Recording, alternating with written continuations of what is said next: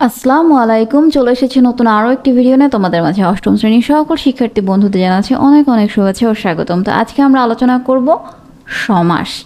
তো আমাদের আগের ভিডিওটা যারা মিস করেছো তাদের জন্য বলছি, আমরা কিন্তু অলরেডি 4.1.1-এর যে ছকটি ছিল তোমাদের পেজ নাম্বার সম্ভবত 76, অর্থাৎ এই ছকটা কিন্তু আমরা অলরেডি পূরণ করে ফেলেছি। তোমরা যারা মিস করেছো তারা অবশ্যই আমাদের চ্যানেলে গিয়ে যে বাংলার অষ্টম শ্রেণীর যে বাংলার প্লেলিস্ট আছে সেই প্লেলিস্টে গিয়ে কিন্তু সবগুলো ভিডিও পর্যায়ক্রমে স্টেপ বাই স্টেপ দেওয়া আছে, অ্যান্সার সহ তোমরা দেখে আসতে পারো। তো তোমাদেরকে অনেক অনেক ধন্যবাদ জানাচ্ছি, তোমরা প্রচুর কমেন্ট করছো, অনেক ভালো লাগছে তোমাদের কমেন্টগুলো দেখে। আসলে তোমাদের কমেন্টগুলোর জন্যই মানে নতুন করে আবার ভিডিও বানানোতে আমি ইন্সপায়ার হয়েছি।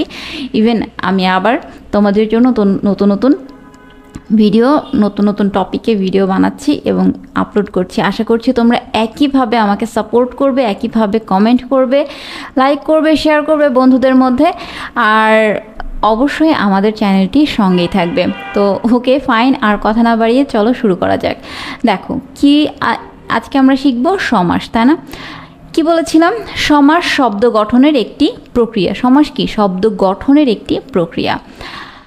দুটি শব্দ মিলে যখন একটি শব্দে পরিণত হয় তখন তাকে সমাস বলে। আমরা কিন্তু আগের ভিডিওতে আলোচনা করেছি যে দুটি শব্দ মিলে একটি শব্দ গঠিত হবে, আর সেই দুটি শব্দ কি হতে হবে? অর্থবহ হতে হবে, তাই না? এই বিষয়টাই লিখেছে। দেখো, সমাসের মাধ্যমে গঠিত শব্দের নমুনা দেখো, মা যোগ বাবা। বলেছিলাম মা শব্দেরও একটা অর্থ আছে, আমাদের আগের ভিডিওতে বাবা শব্দেরও কিন্তু একটা অর্থ আছে, তাই না? দুটোর কিন্তু দুই ধরনের অর্থ। এই দুটোর যেমন দুই ধরনের অর্থ আছে, সেই দুটো মিলে এক হয়ে কিন্তু আবার একটা অর্থ, অন্য আরেকটা অর্থ তৈরি হয়, তাই না? এই দুই রকমের অর্থর সাথে কিন্তু এইটার কোনো মিল পাওয়া যাবে না। মা, যখন তুমি মা বলবা তখন কি মা বাবা উভয়কে বোঝাবে? না তো। আবার যখন তুমি বাবা বলবা তখনও কি মা বাবা দুজনকে বোঝাবে? না, তাই না? এটার আবার আলাদা অর্থ আছে। তো দুটো শব্দ, অর্থবহ দুটো শব্দ যখন এক করব আমরা, তখন যে নতুন একটা অর্থ তৈরি হবে সেটাই হচ্ছে কি? সমাসের মাধ্যমে গঠিত শব্দ।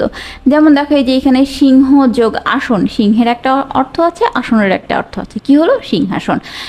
এভাবে ঘি যোগ ভাজা, ঘিয়ে ভাজা। নীল যোগ পদ্ম, নীল পদ্ম। অরুণ যোগ রাঙা, অরুণ রাঙা। রাজ যোগ পদ, রাজপদ। এভাবে অসংখ্য আছে, ঠিক আছে? আচ্ছা, সমাসের মাধ্যমে গঠিত শব্দকে বলা হয় সমস্ত পদ। কি বলা হয়? সমস্ত পদ।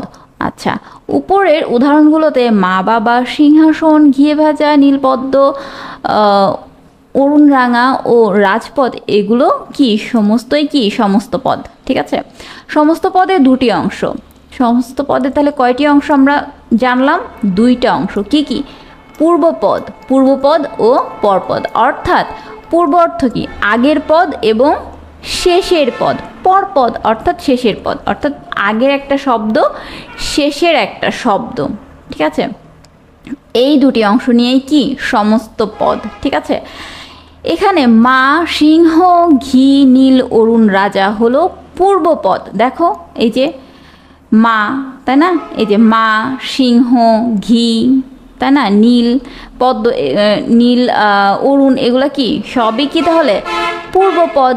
এবং বাবা, আসন, ভাজা, পদ্ম, রাঙা পদ হলো পরপদ, মানে শেষের পদ, তাই না? আচ্ছা, সমাস সাধিত শব্দকে ব্যাখ্যা করা হয় যে শব্দগুচ্ছ দিয়ে, তাকে বলা হয় ব্যাস বাক্য। আবার নতুন একটা জিনিস শিখলাম যে ব্যাস বাক্য তাহলে কাকে বলা হয়? সমাস সাধিত শব্দকে ব্যাখ্যা করা হয় যে শব্দগুচ্ছ দিয়ে, তাকে বলা হয় ব্যাস বাক্য। যেমন কি বলতো? এই যে মা বাবা, মা বাবার ব্যাস বাক্য কি? মা ও, এই ওটা হচ্ছে কি? ব্যাস বাক্য। সিংহাসন, সিংহাসন শব্দের ব্যাস বাক্য কি? সিংহ চিহ্নিত আসন, এই যে চিহ্নিত, ঠিক আছে? আচ্ছা, ঘিয়ে ভাজা, এর ব্যাস বাক্য হচ্ছে ঘিয়ে ভাজা, ঠিক আছে? ঘিয়ে ভাজা। আচ্ছা, নীলপদ্মর ব্যাস বাক্য কি? এই যে নীল, যে পদ্ম, যে, ঠিক আছে? আচ্ছা, এরপরে কি বলেছে? অরুণ রাঙা, এটার ব্যাস বাক্য কি? অরুণের মতো, এই যে মতো, এটা কি? অরুণরাঙার ব্যাস বাক্য রাজপথ। রাজপথ কি? পথের রাজা, পথের রাজা, তাই না? পথের রাজা, সেটা কি? এই রাজপথ শব্দের ব্যাস বাক্য। আশা করি তোমরা এটা বুঝতে পেরেছ।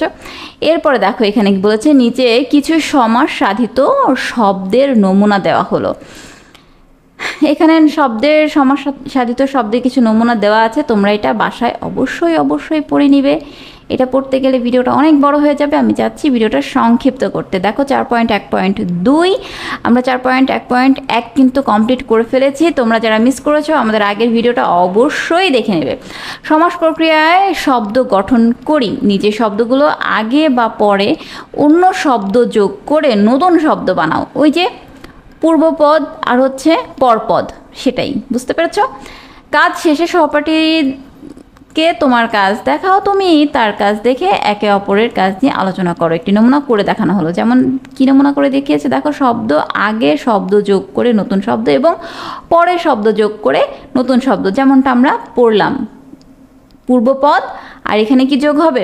পরপদ যোগ হবে। তো এখানে কি দিয়েছে দেখো, বাগান একটা শব্দ দিয়েছে, তো বাগানের পূর্বে আমাদের একটা শব্দ যোগ করতে হবে, ঠিক আছে? দেখো পূর্বে আমরা একটা শব্দ যোগ করেছি ফুল, ফুল যোগ করে কি হয়েছে এখানে? বাগান, ফুল বাগান, তাই না? আর এখানে পরে একটা শব্দ যোগ করেছি, কি হয়েছে?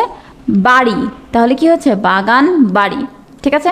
তো এইভাবে অনেকগুলো শব্দ তোমাদের এখানে দিয়ে দিয়েছে। তো এই শব্দগুলো কি করতে হবে? আমাদের আগে এবং পরে শব্দ বসিয়ে নতুন শব্দ তৈরি করতে হবে। তো চলো আমরা অ্যান্সারটা দেখে নেই। সো দেখো আমরা আমাদের অ্যান্সার শিটে চলে এসেছি। এখানে আমি পেজ নাম্বারটা দিয়ে দিয়েছি তোমাদের বোঝার সুবিধার্থে, পেজ নাম্বার 78, ঠিক আছে? আচ্ছা, শব্দ আগে শব্দ যোগ করে নতুন শব্দ আর পরে শব্দ যোগ করে নতুন শব্দ। বাগানটা তো আমাদের করে দেওয়াই ছিল, ঠিক আছে? এরপরে আমরা বই, তাই না? এরপরে কি ছিল? বই। তো বইয়ের আমরা পূর্বে বসিয়েছি পাঠ্য, কি হয়ে গেছে? পাঠ্য বই। আর পরে বসিয়েছি পত্র, কি হয়েছে? বই পত্র, ঠিক আছে? আচ্ছা, এরপরে আছে আকাশ, নীল বসিয়েছি নীল আকাশ, পথ বসিয়েছি আকাশ পথ। তেল বসিয়েছি আতেল, বাজ বসিয়েছি তেলবাজ। আশা করি তোমরা এগুলো বুঝতে পারছো। তারপর হাত, অজুহাত, হাত টান, মুখ, চন্দ্রমুখ, মুখরোচক, ঠিক আছে? ঘর, রান্না ঘর, ঘর বাড়ি, ঠিক আছে? বাড়ি বসিয়েছি আমরা, তাই না? আচ্ছা, এরপরে কি? রাস্তা, চৌরাস্তা, রাস্তা ঘাট, আমরা পরপদে ঘাট বসিয়েছি, ঠিক আছে? আচ্ছা, ফল, আতা বসিয়েছি, আতা ফল, ফল বাগান। তো আশা করি তোমরা এটা বুঝতে পেরেছো। এরপরে কি আছে চলো চট করে দেখে নেই। এভাবে নিজেরা শব্দের আগে পরে শব্দ বসিয়ে নতুন নতুন শব্দ বানানোর খেলা খেলতে পারো। আসলে এই খেলাটা কিন্তু অনেক মজার, তোমরা ট্রাই করতে পারো। আচ্ছা, এরপরে আছে উপসর্গ। তো এই উপসর্গটা আমরা আর আজকে আলোচনা করব না, সব কিছু একদিনে শিখে গেলে ঝামেলা আছে, প্যাচ লেগে যাবে, গিট্টু লেগে যাবে, সেটা করা যাবে না। আমরা পরবর্তী ভিডিওতে এটা নিয়ে আলোচনা করব। আশা করছি আমাদের সঙ্গেই থাকবে। অবশ্যই আমাদের চ্যানেলটিকে সাবস্ক্রাইব করবে, কমেন্ট করবে, লাইক করবে আর শেয়ার করতে ভুলো না। আর ভালো লাগলেও জানিও, খারাপ লাগলেও জানিও, কোনো সমস্যা নেই। আর কমেন্ট করলে তোমাদের কমেন্টগুলোর জন্য ভিডিও বানাতে আরও ইন্সপায়ার হয়ে, যেমনটা ফার্স্টেই বলছিলাম। সো দেখা হচ্ছে নেক্সট ভিডিওতে। সবাই ভালো থেকো, আল্লাহ হাফিজ।